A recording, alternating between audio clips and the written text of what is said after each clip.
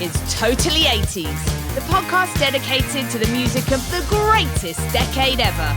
So, turn up your Walkman, loosen that scrunchie, and get ready to talk 80s with your host, Lyndsey Parker. Hi, I'm Lyndsey Parker from Yahoo Entertainment and SiriusXM Volume, and welcome to another episode of Totally 80s. We love hearing from you guys, so why not take a second to follow us on Totally 80s on Facebook and Instagram, or you can also email us your comments and show ideas to podcast@totally80s.com.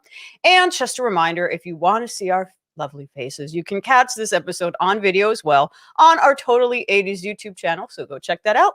And joining me today is the Kenny Loggins to my Michael McDonald. As always, my partner. You're not a Messina? I don't know. We're going to get deep into the Doobie Brothers axis of things, but, I hear the drums echoing tonight. So I'm wondering, John, are you ready to steal away into the night? I am, and I feel like I should speak like Mr. Howell, Lyndsey. Oh. Well, I can go for that. So obviously today we are discussing Yacht Rock, and we've got such a long way to go. So we better get started because we have not one but two special guests today. Our first special guest has been a writer and editor for the All Music Guide and has been featured as a commentator on VH1's 100 Greatest Countdown series. But most importantly, what makes him uniquely qualified for today's subject is he is the co-host of the Beyond Yacht Rock podcast, and he is the host of arguably what started it all, not even arguably, what started it all in terms of the genre having a name. He was the host of the legendary web series Yacht Rock. He is also the author of an upcoming book on Yacht Rock. Welcome, Steve Huey, aka Hollywood Steve. Hi, everybody. Thanks for having me. Are you ready to sail away, Steve? Always. Awesome. Pretty much always. We've got two guests today, and both of you guys are very uniquely qualified because literally, if you look up Yacht Rock on Wikipedia, both Steve and our other guests show up. You're both credited. So this is pretty awesome to have you both. Our second guest today is the founder of Superior Music Publishing, specializing in film and TV music placement. And she's also very uniquely qualified because she is the host of the monthly Soft Rock Sunday event at the Love Song Bar in LA. And that makes her the person that we had to have on board. We're going to sail away into the night. If you haven't guessed, obviously we are talking about soft rock. Please welcome in joining Mara Kuge. Hello. So I think we should just, dive right into the deep end of the Yacht Rock world because man, it is going to be puntastic today, huh? I know. So it's safe to say Yacht Rock, it's a relatively new-ish term. I would say, is it safe to say, Steve, that the term came up in 2005 because of the Yacht Rock series? It's so ubiquitous now. There are Yacht Rock events. There was a Yacht Rock event at the Hollywood Bowl. There's a SiriusXM channel. But it all started with this, one of the earliest viral sensations, which was the Yacht Rock series. Yes, we claim credit for coming up with the term and most certainly for popularizing it. There was an old Wikipedia edit somewhere that said, actually, somebody used this in 1985 to describe a Jimmy Buffett concert in some local newspaper, but that's not really where it came from. It came from us, and we're happy to claim credit for that. Yeah, we're going to need some proof if that's going to be the claim. We'll need to see a clipping, please. How did you come up with the term Yacht Rock?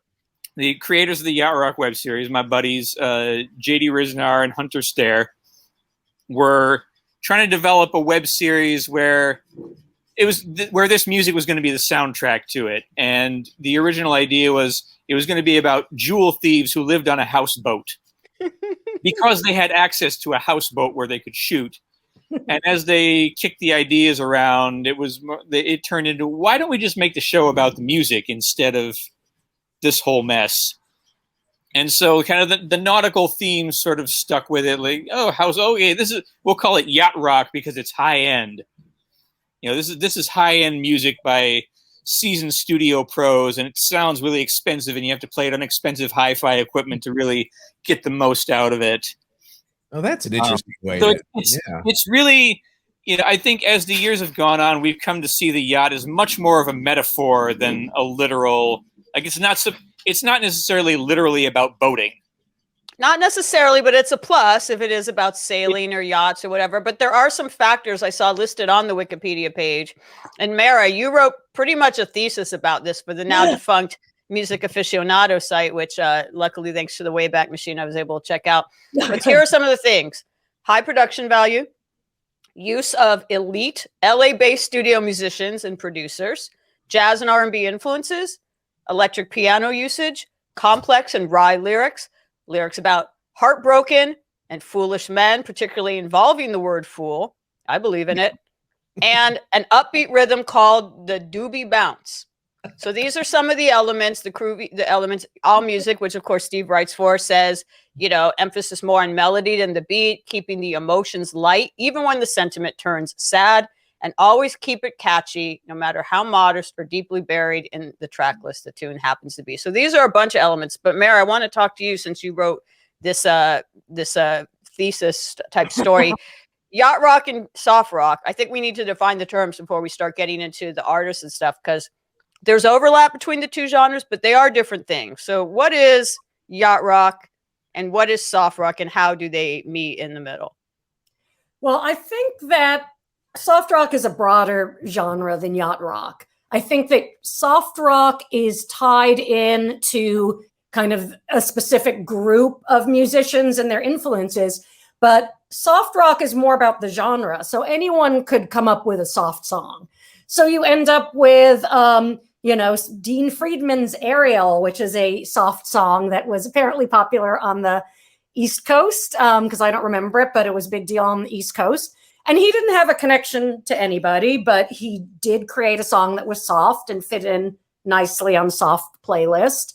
And you even get these artists creating soft rock songs who aren't soft in the slightest, like Alice Cooper doing Only Women Bleed, or Kiss and Beth. I got to say, that's a soft rock song, but not a soft rock artist. Now we're going to get some overlap because we have Christopher Cross, who pretty much is a Venn diagram that's a circle with soft and yacht.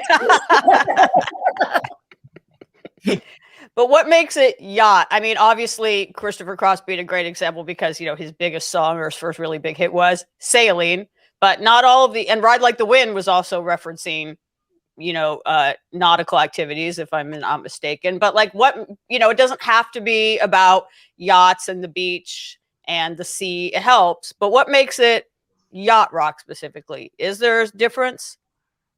Steve, I think you should grab this one. The more rigorous definition that we, the creators of the term, have come up with in more recent years is the way that we think of it now is yacht rock is essentially the extended Steely Dan family tree.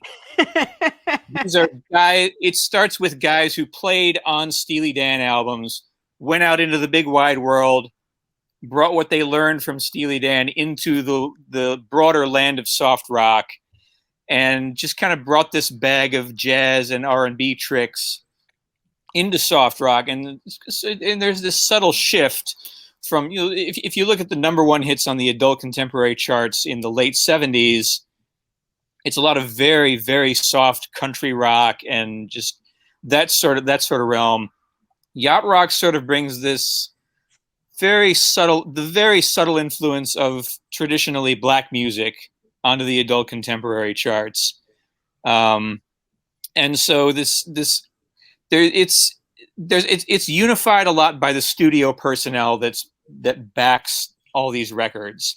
And there are some self-contained bands that fall into the category, like Ambrosia or Pablo Cruz or Player or artists like that. But in large part, it's this session musician community of the late 70s and early 80s that's jazz trained, has a lot of chops, very versatile, can play anything they're called upon to play.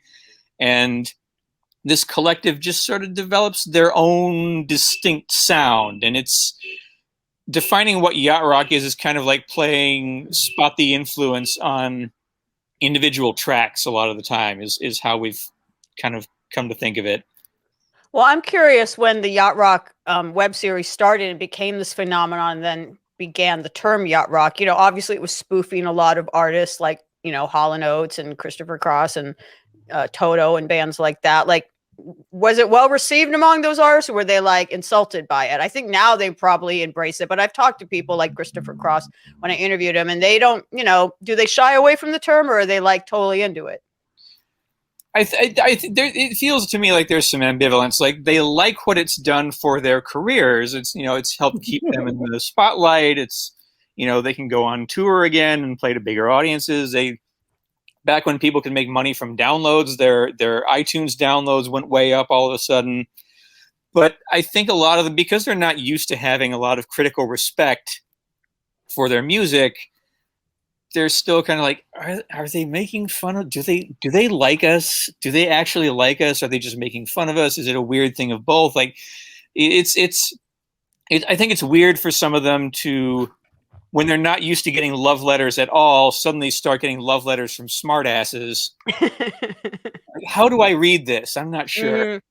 Well, we talked about the musicianship, and you were talking about the Steely Dan connection. But in your article, Mara, the Music Aficionado article that you read, you talk about something called the Michael McDonald Kenny Loggins axis. It feels like all paths, all journeys of the yacht eventually sail somewhere into the vicinity of those two. So tell me what this axis entails.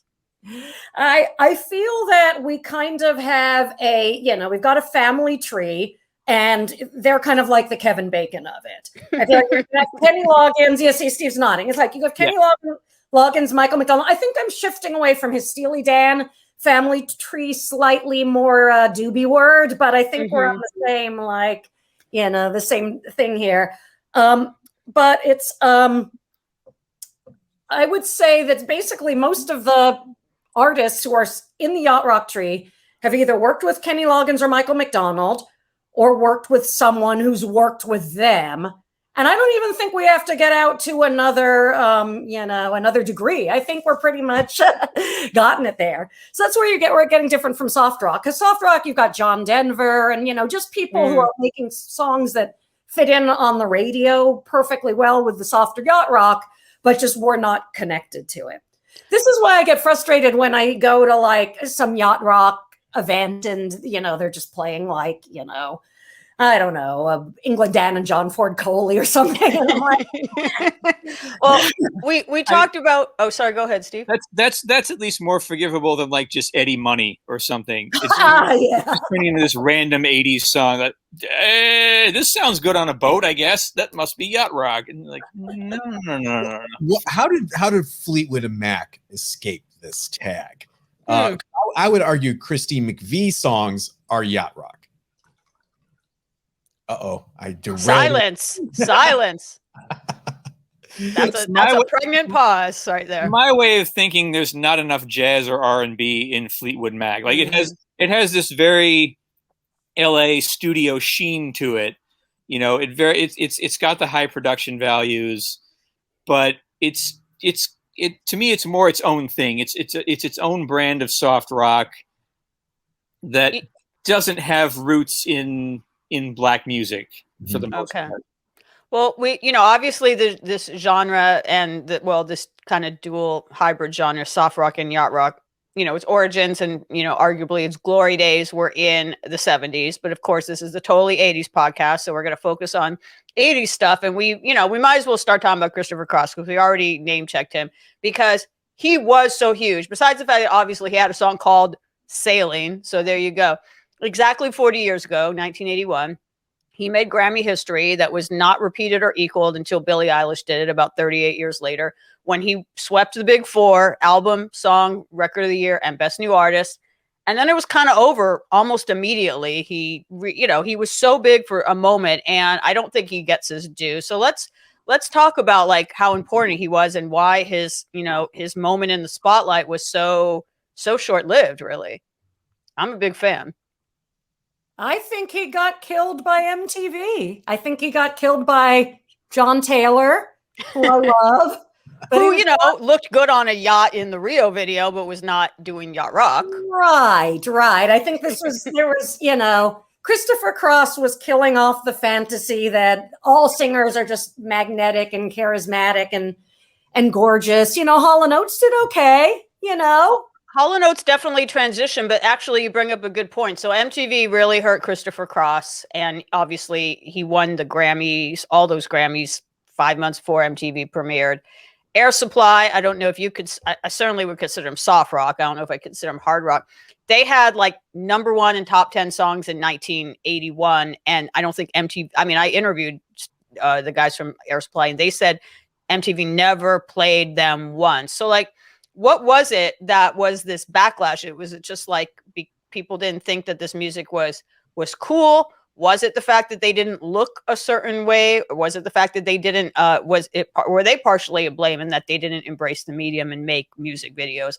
Unlike Hall & Oates, who totally did make some videos, some of which were actually like, some of which haven't aged well, but some of which were pretty awesome. Like, what was it that like this genre? Are you saying the video for adult education did not age well, Lyndsey? I'm going to have to argue with you there. I mean, we all know that their best video they did was the one in 1973 for cable access, but that's a whole other show. But so like, what was it? Was it a combination of them just not embracing the medium, or was it the fact that MTV wasn't going to play them even if they did? Like, why didn't most of these artists transition into the kind of new wave MTV era? I would like to say though, Christopher Cross he did win. He didn't win the Academy Award for Song of the Year, right? But didn't Arthur win for Song of the Year? Arthur won an Oscar. I also want to point out that an early video that Christopher Cross made was directed by David Fincher before David Fincher was famous. So he tried. MTV didn't play it though. And he definitely tried. And I also wonder if there's a bigger picture. When did adults stop buying music? You know, because you call it yacht rock, you call it soft rock, but it's really pop music for adults, right? Yes. And I think that's part of why MTV didn't play those guys, is they're shooting for a very specific demographic. And these guys are making sophisticated music for grown-ups. It's not appealing to youth audiences. I didn't get into it until I was at least 30. And Hall & Oates, I mean, not only did they embrace the video medium, they switched their sound up to encompass more of the new wave movement in the early 80s. So as did Chicago. Their sound and their image kind of fit. Now, Chicago's a different thing because... Well, they didn't change their sound so much, but video-wise, they actually really went for it, and it kind of worked for them. Yeah, and also Chicago, when they hooked up with David Foster, they had a producer who had, up to that point, been essentially making yacht rock for the previous several years. And I think the main reason they got out of it is just that Peter Cetera is not a blue-eyed soul singer. And so they kind of went more into the power ballad territory, which is, to me, power ballads are not yacht rock. They're not smooth. They're bombastic, which is why I love them. I was raised on them. You will never hear me say a bad word about the existence of power ballads, but I also don't think that they're yacht rock. Okay. There's never any Venn diagram where they overlap even slightly, like the sides of the circle brush each other? Very, very slight. All right. Well, there's a level of drama and not playing it cool in power ballads that kind of pushed them out of yacht territory. Yeah, I would never imagine a song like Making Love Out of Nothing at All would be considered yacht rock. It's so bombastic, Jim Steinman-y. Exactly. It's not smooth. It's amazing, but it's not smooth. Right. Well, like I said, this is the Totally 80s podcast. So even though like the genre was already starting to fade from being in vogue by 1981, there were definitely artists and songs from the genre that were on MTV and did well. And I definitely want to talk about some of your favorites. But I feel like now that we've talked about Christopher Cross, who did not make that transition smoothly, we do have to talk about someone that would, because I'm really curious for your thoughts. First of all, if you consider this a yacht rock song, which I do.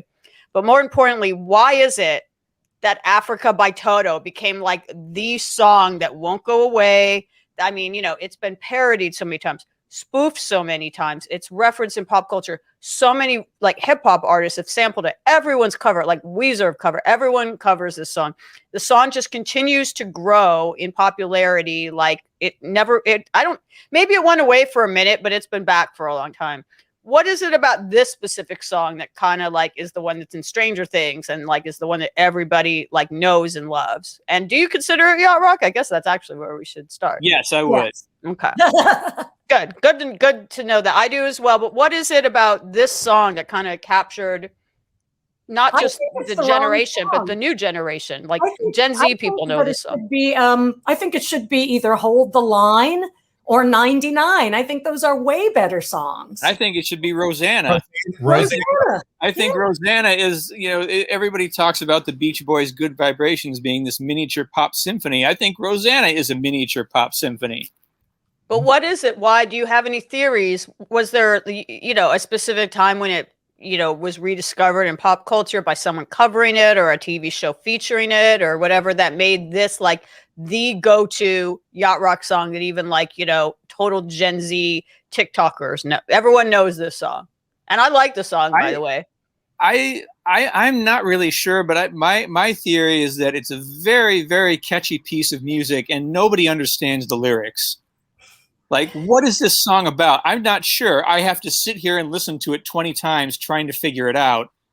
And then it'll just stick in your head and you can't get it out of your head, but you're still just kind of fascinated by this.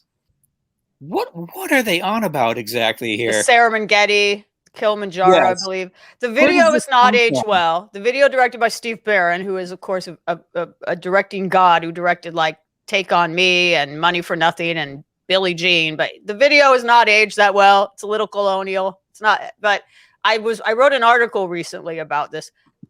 I counted 41 cover versions of the song, and that was 4 years ago. That was in 2018, 3 years ago. So apparently there's probably been more, but it's been like parody. It's been in Stranger Things. It's been in Family Guy. And there's just something about how this became like the song. And I'm just, Jason Derulo's covered. Some of the people have sampled it.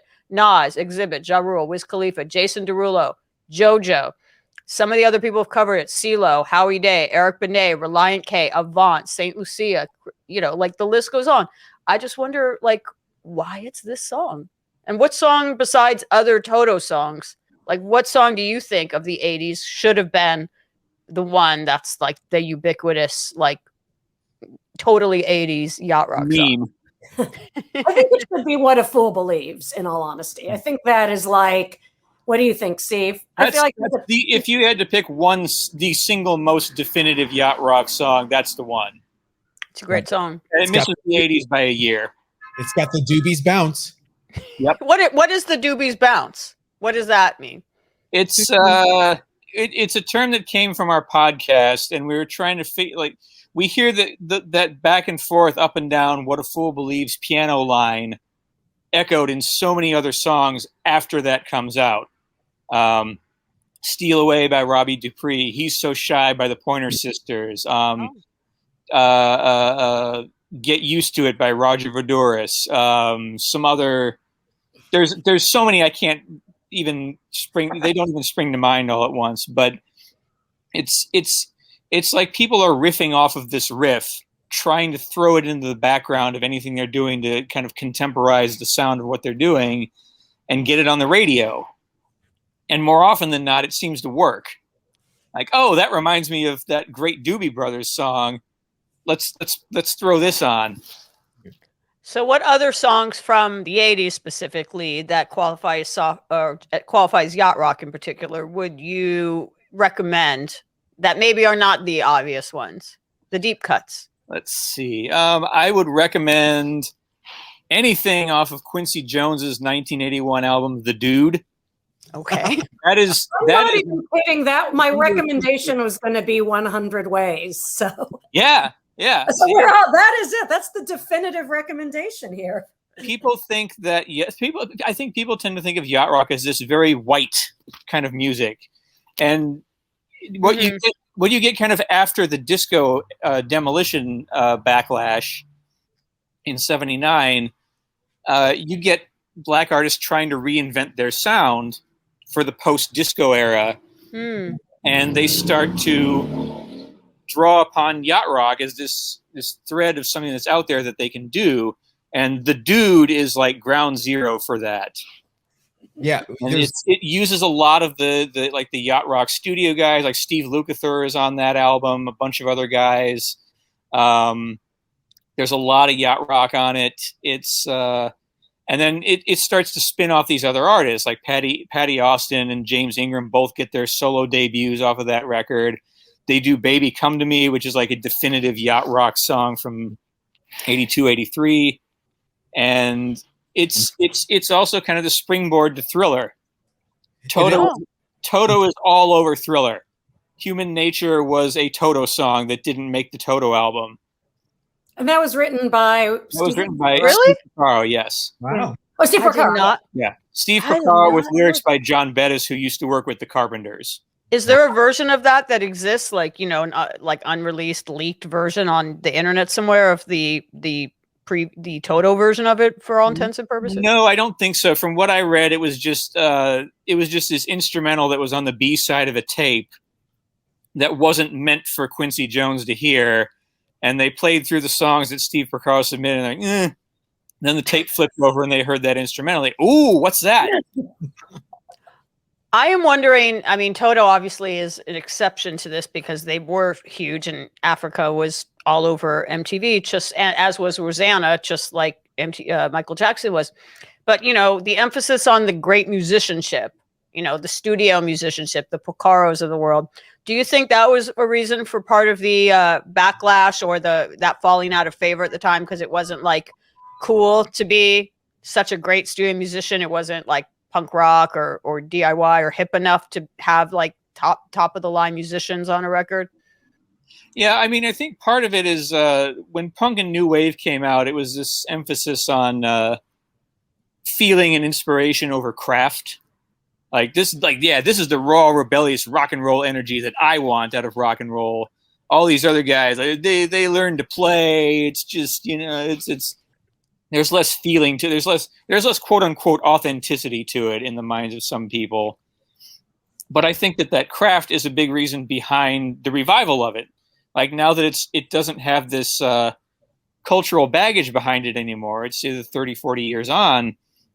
People can go back and listen to it. Wow, this is really well-crafted music. This really sticks in my head. There's a lot going on here. It goes in a lot of unexpected directions that my ears wouldn't necessarily predict that they're going with it. And I think that's an enormous part of the revival is once people get over the image, the public image of it, and they start listening to it, then they can pick up this is really good music.